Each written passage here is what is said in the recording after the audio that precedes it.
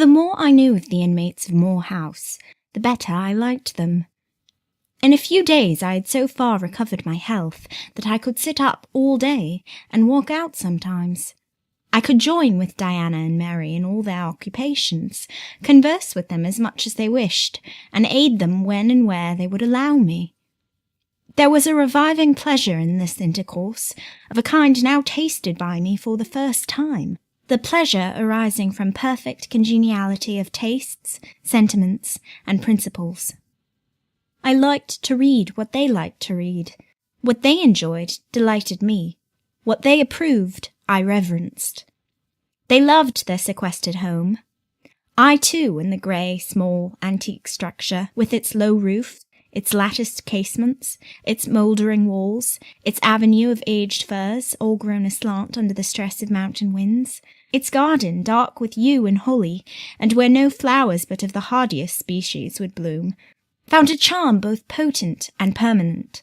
They clung to the purple moors behind and around their dwelling, to the hollow vale into which the pebbly bridle path leading from their gate descended, and which wound between fern banks first, and then amongst a few of the wildest little pasture fields that ever bordered a wilderness of heath, or gave sustenance to a flock of grey moorland sheep with their little mossy-faced lambs. They clung to this scene, I say, with a perfect enthusiasm of attachment. I could comprehend the feeling, and share both its strength and truth. I saw the fascination of the locality. I felt the consecration of its loneliness. My eye feasted on the outline of swell and sweep, on the wild colouring communicated to ridge and dell by moss, by heath bell, by flower-sprinkled turf, by brilliant bracken and mellow granite crag. These details were just to me what they were to them, so many pure and sweet sources of pleasure. The strong blast and the soft breeze, the rough and the halcyon day, the hours of sunrise and sunset, the moonlight and the clouded night, developed for me in these regions the same attraction as for them, wound round my faculties the same spell that entranced theirs. Indoors we agreed equally well. They were both more accomplished and better read than I was, but with eagerness I followed in the path of knowledge they had trodden before me. I devoured the books they lent me. Then it was full satisfaction to discuss with them in the evening what I had perused during the day. Thought fitted thought, opinion met opinion. We coincided, in short, perfectly. If in our trio there was a superior and a leader, it was Diana. Physically, she far excelled me. She was handsome, she was vigorous. In her animal spirits there was an affluence of life and certainty of flow such as excited my wonder while it baffled my comprehension. I could talk a while when the evening commenced, but the first gush of vivacity and fluency gone, I was fain to sit on a stool at Diana's feet, to rest my head on her knee, and listen alternately to her and Mary, while they sounded thoroughly the topic on which I had but touched. Diana offered to teach me German. I liked to learn of her. I saw the part of instructress pleased and suited her. That of scholar pleased and suited me no less. Our natures dovetailed. Mutual affection of the strongest kind was the result. They discovered I could draw. Their pencils and colour boxes were immediately at my service. My skill, greater in this one point than theirs, surprised and charmed them. Mary would sit and watch me by the hour together. Then she would take lessons, and a docile, intelligent, assiduous pupil she made.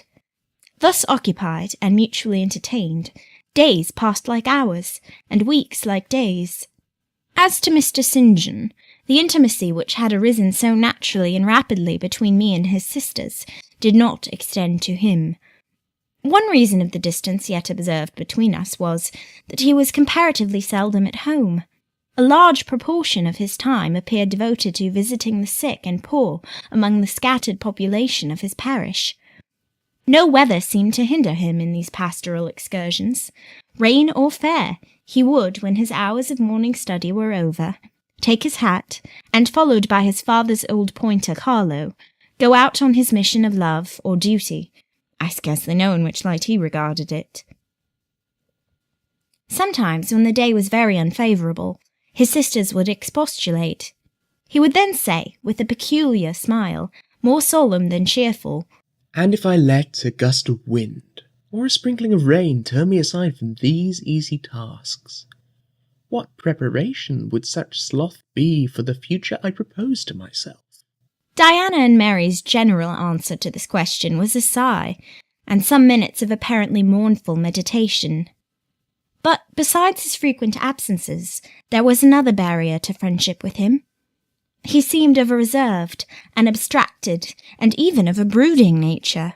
Zealous in his ministerial labours, blameless in his life and habits, he yet did not appear to enjoy that mental serenity, that inward content, which should be the reward of every sincere Christian and practical philanthropist.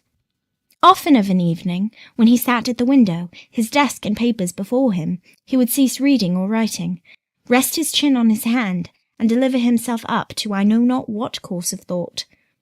But that it was perturbed and exciting might be seen in the frequent flash and changeful dilation of his eye. I think, moreover, that nature was not to him that treasury of delight it was to his sisters. He expressed once, and but once in my hearing, a strong sense of the rugged charm of the hills, and an inborn affection for the dock roof and hoary walls he called his home, but there was more of gloom than pleasure in the tone and words in which the sentiment was manifested, and never did he seem to roam the moors for the sake of their soothing silence, never seek out or dwell upon the thousand peaceful delights they could yield. Incommunicative as he was, some time elapsed before I had an opportunity of gauging his mind. I first got an idea of its calibre when I heard him preach in his own church at Morton. I wish I could describe that sermon, but it is past my power. I cannot even render faithfully the effect it produced on me. It began calm, and indeed, as far as delivery and pitch of voice went, it was calm to the end. An earnestly felt, yet strictly restrained zeal breathed soon in the distinct accents, and prompted the nervous language. This grew to force, compressed, condensed, controlled. The heart was thrilled, the mind astonished by the power of the preacher. Neither was softened. Throughout there was a strange bitterness, an absence of consolatory gentleness. Stern allusions to Calvinistic doctrines, election, predestination, reprobation, were frequent, and each reference to these points sounded like a sentence pronounced for doom. When he had done, instead of feeling better, calmer, more enlightened by his discourse, I experienced an inexpressible sadness. For it seemed to me, I know not whether equally so to others, that the eloquence to which I had been listening had sprung from a depth where lay turbid dregs of disappointment, where moved troubling impulses of insatiate yearnings and disquieting aspirations. I was sure St. John Rivers, pure-lived, conscientious, zealous as he was, had not yet found that peace of God which passeth all understanding. He had no more found it, I thought, than had I with my concealed and racking regrets for my broken idol and lost Elysium, regrets to which I have latterly avoided referring, but which possessed me and tyrannized over me ruthlessly. Meantime, a month was gone. Diana and Mary were soon to leave Moor House, and return to the far different life and scene which awaited them as governesses in a large, fashionable, south of England city, where each held a situation in families by whose wealthy and haughty members they were regarded only as humble dependents, and who neither knew nor sought out their innate excellences, and appreciated only their acquired accomplishments, as they appreciated the skill of their cook or the taste of their waiting-woman. Mr. St. John had said nothing to me yet about the employment he had promised to obtain for me, yet it became urgent that I should have a vocation of some kind. One morning, being left alone with him a few minutes in the parlour, I ventured to approach the window recess, which his table, chair, and desk consecrated as a kind of study, and I was going to speak, though not very well knowing in what words to frame my inquiry, for it is at all times difficult to break the ice of reserve glassing over such natures as his, when he saved me the trouble by being the first to commence a dialogue. Looking up as I drew near, "You have a question to ask of me?" he said. "Yes, I wish to know whether you have heard of any service I can offer myself to undertake. I found, or devised, something for you 3 weeks ago. But as you seemed both useful and happy here, as my sisters had evidently become attached to you, and your society gave them unusual pleasure, I deemed it inexpedient to break in on your mutual comfort, till their approaching departure from Marsh End should render yours necessary. And they will go in 3 days now, I said. Yes, and when they go, I shall return to the parsonage at Morton. Hannah will accompany me, and this old house will be shut up. I waited a few moments, expecting he would go on with the subject first broached, but he seemed to have entered another train of reflection. His look denoted abstraction from me and my business.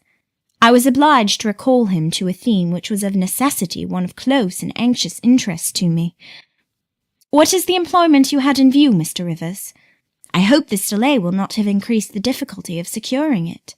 Oh, no, since it is an employment which depends only on me to give, and you to accept. He again paused. There seemed a reluctance to continue.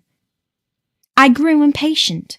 A restless movement or two, and an eager and exacting glance fastened on his face, conveyed the feeling to him as effectually as words could have done, and with less trouble. You need be in no hurry to hear, he said. Let me frankly tell you, I have nothing eligible or profitable to suggest. Before I explain, recall, if you please, my notice clearly given, that if I helped you, it must be as the blind man would help the lame.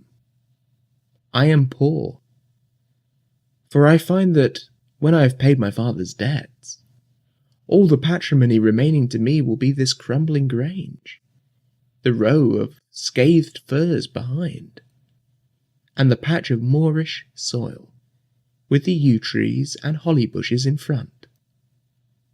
I am obscure. Rivers is an old name, but of the 3 sole descendants of the race, 2 earn the dependent's crust among strangers, and the 3rd considers himself an alien from his native country, not only for life, but in death.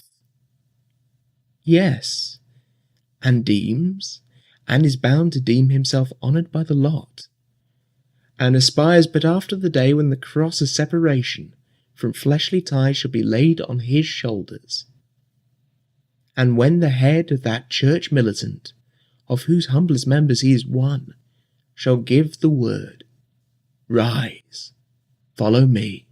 St. John said these words as he pronounced his sermons, with a quiet, deep voice, with an unflushed cheek, and a coruscating radiance of glance.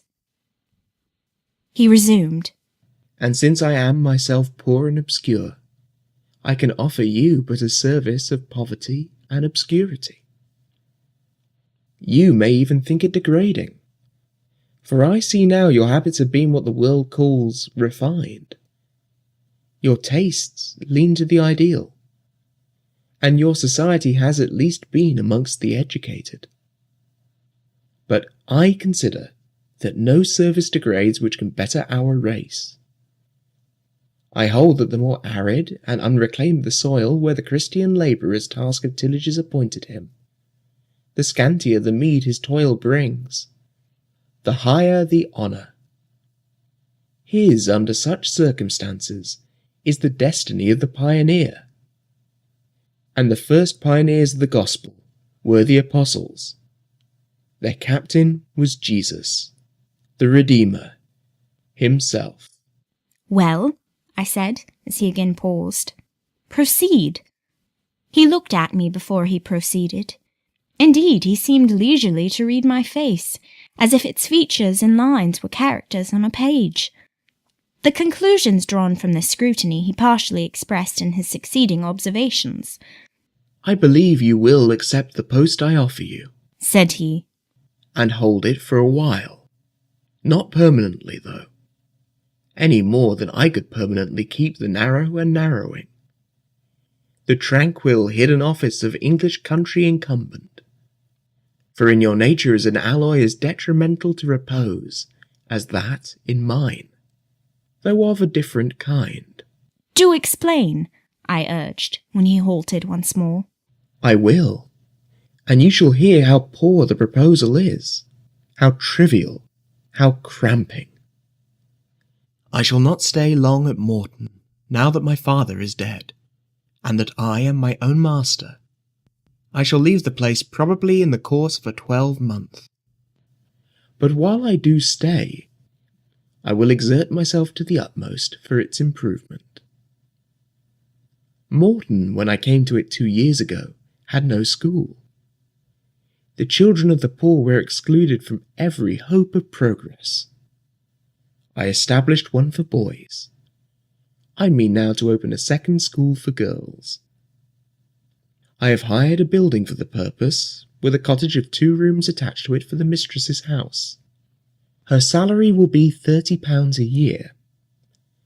Her house is already furnished, very simply but sufficiently, by the kindness of a lady, Miss Oliver, the only daughter of the sole rich man in my parish, Mr. Oliver, the proprietor of a needle factory and iron foundry in the valley.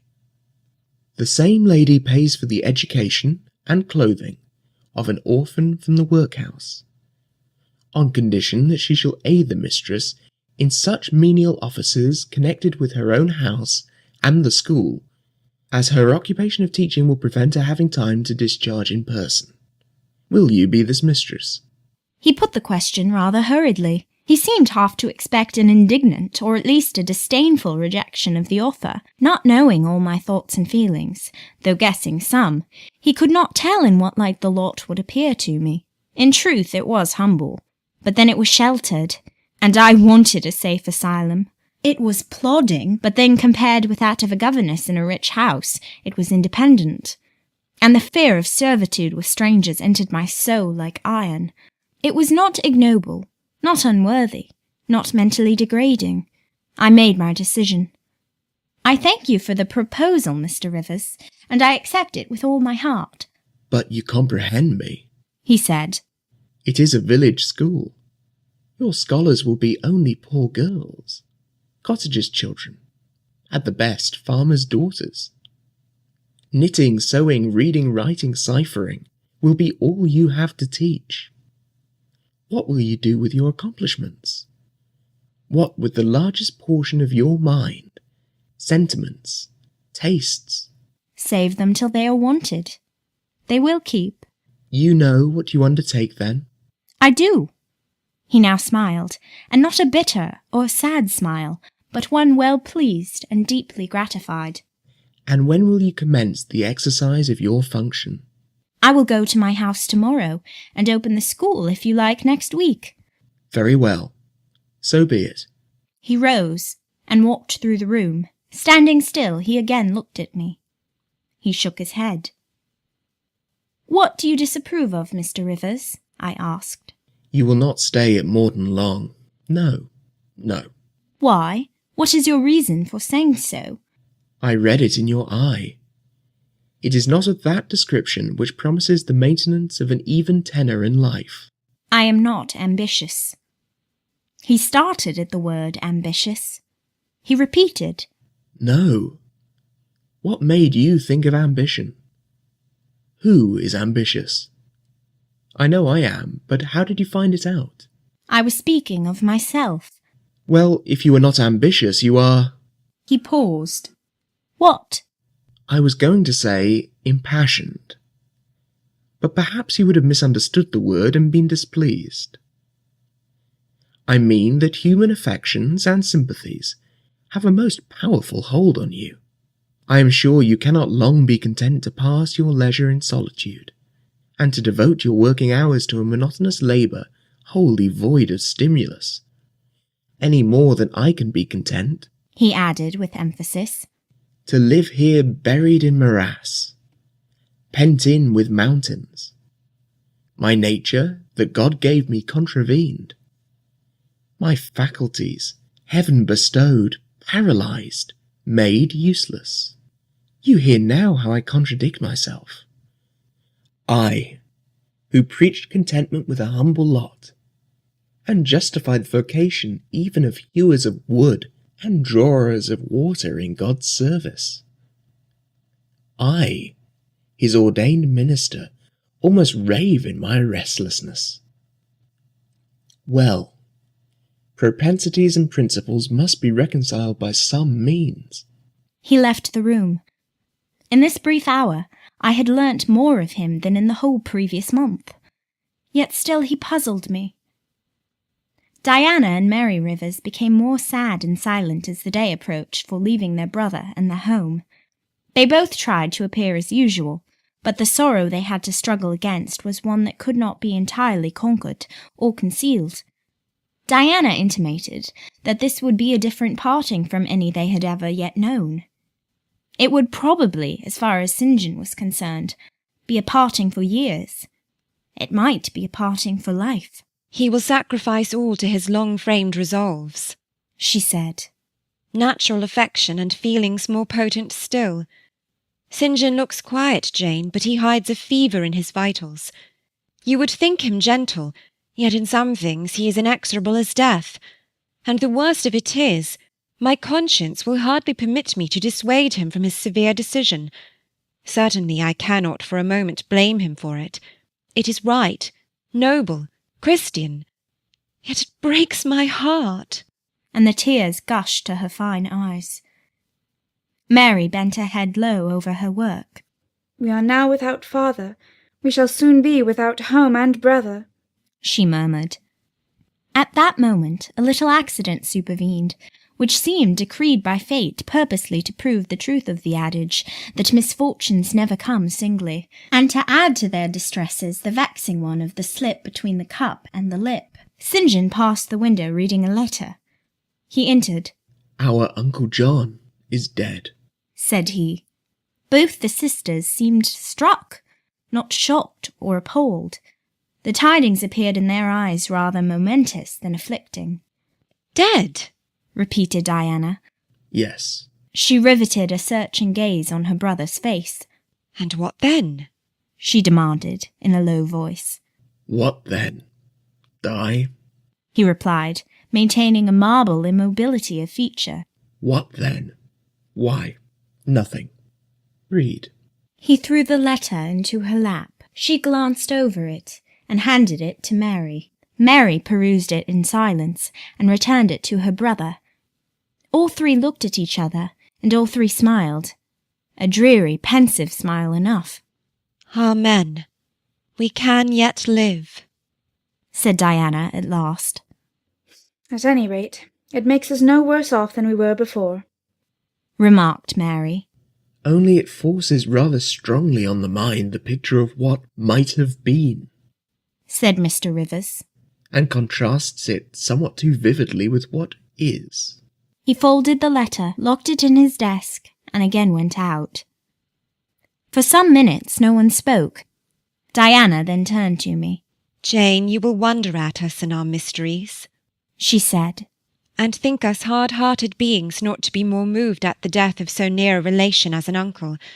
But we have never seen him or known him. He was my mother's brother.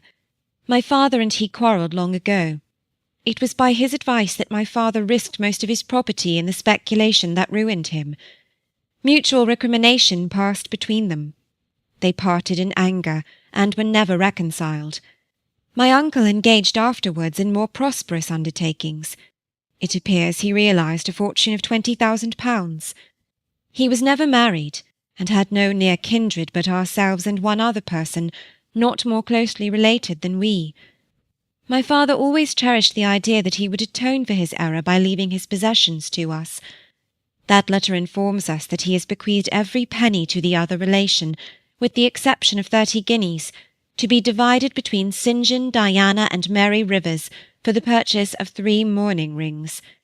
He had a right, of course, to do as he pleased, and yet a momentary damp is cast on the spirits by the receipt of such news. Mary and I would have esteemed ourselves rich with £1,000 each, and to St. John such a sum would have been valuable for the good it would have enabled him to do." This explanation given, the subject was dropped, and no further reference made to it by either Mr. Rivers or his sisters. The next day I left Marsh End for Morton. The day after, Diana and Mary quitted it for distant B. In a week, Mr. Rivers and Hannah repaired to the parsonage, and so the old Grange was abandoned.